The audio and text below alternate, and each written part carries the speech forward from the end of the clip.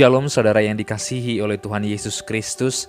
Kita sungguh bersyukur Ia berikan kesempatan kita mendengarkan firman-Nya. Oleh karena itu, marilah kita meminta pertolongan daripada Dia untuk kita memahami lebih dalam sehingga kita mengenal Dia, sehingga kita juga semakin mengasihi Dia dan mengasihi sesama kita. Marilah kita berdoa.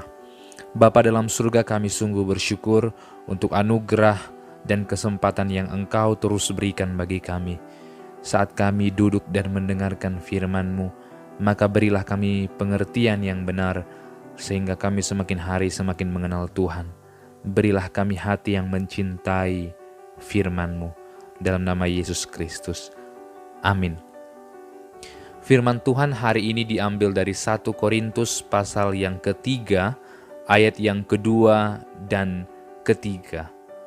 Susulah yang kuberikan kepadamu, bukanlah makanan keras, sebab kamu belum dapat menerimanya. Dan sekarang pun kamu belum dapat menerimanya, karena kamu masih manusia duniawi.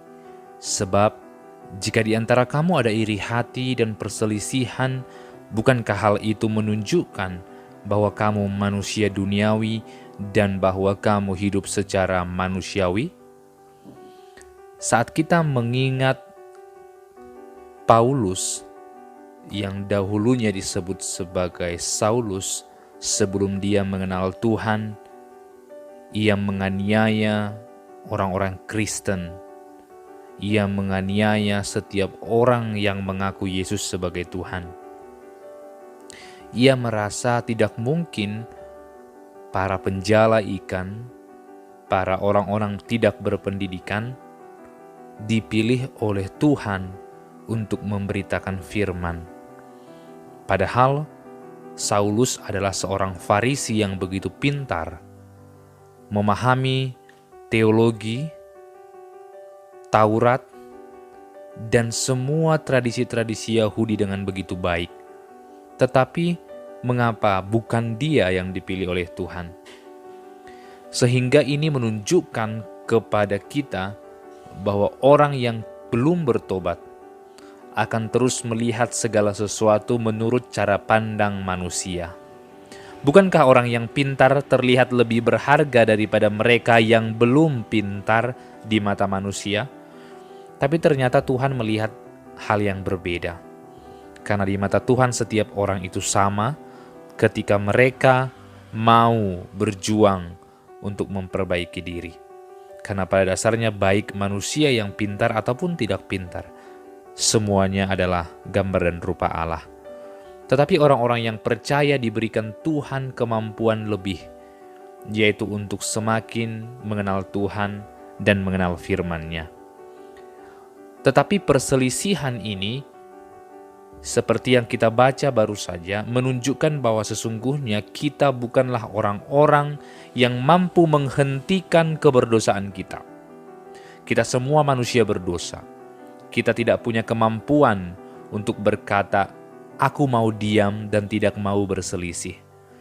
Kita tidak punya kekuatan untuk mengatakan berhenti terhadap perselisihan, karena memang kita masih hidup dalam daging. Inilah yang dikatakan Paulus kepada jemaat di Korintus.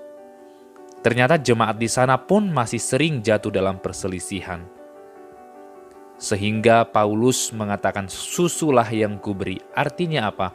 Pengajaran yang diberikan oleh Paulus adalah pengajaran yang ringan. Karena yang ringan itu pun belum dapat mereka lakukan.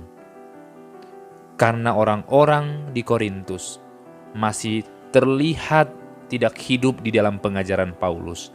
Mereka sering hidup dalam dunia mereka. Mereka masih hidup dalam dunia yang lama, seperti orang yang belum percaya dan bertobat. Mereka sering berselisih, mereka memiliki iri hati. Dan ini juga yang justru diberikan oleh Paulus kepada kita. Bukankah setiap minggu kita mendengarkan firman Tuhan? Bukankah setiap hari mungkin kita mendengarkan firman Tuhan? Tetapi mengapa kita terus saja jatuh dalam dosa itu? Mengapa setiap hari kita masih jatuh dalam dosa yang mungkin selama ini kita anggap biasa?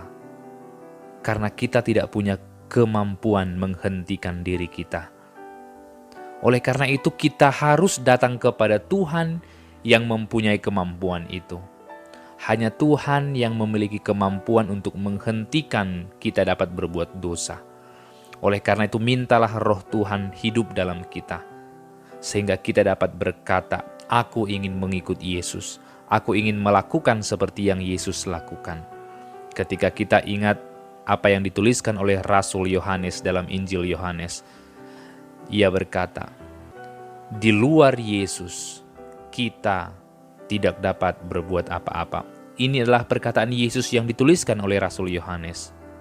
Di luar Yesus, kita tak mungkin dapat melakukan apa-apa. Kita tidak akan mungkin menghentikan dosa-dosa kita.